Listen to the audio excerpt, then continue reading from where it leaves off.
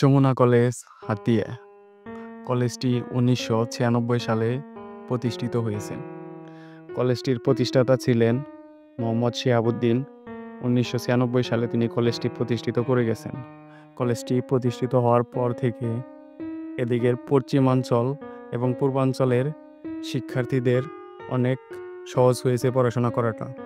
তাদের যখন কলেজটি ছিল না তখন দূর দূরান্তে যেমন সাদত কলেজ, কাকমারি কলেজ, তো কুমুদিনী কলেজ, এদিকে যে তাদের পড়াশোনা করতে হতো। এখানে পড়াশোনা করতে যেয়ে তাদের অনেক ঝামেলায় পড়তে হতো, যেমন যোগাযোগ ব্যবস্থা তেমন উন্নত ছিল না। অনেক কষ্ট করেই তারা এক প্রকার পড়াশোনা চালিয়ে গেছেন।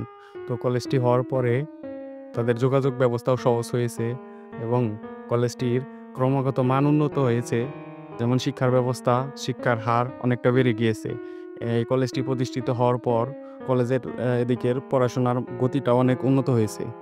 যেমন শিক্ষার হার বৃদ্ধি পেয়েছে এবং কলেজটি ধীরে ধীরে বিভিন্ন জায়গায় সুনাম ছড়িয়ে পড়েছে। চলুন কলেজটি ঘুরে দেখা যাক। তো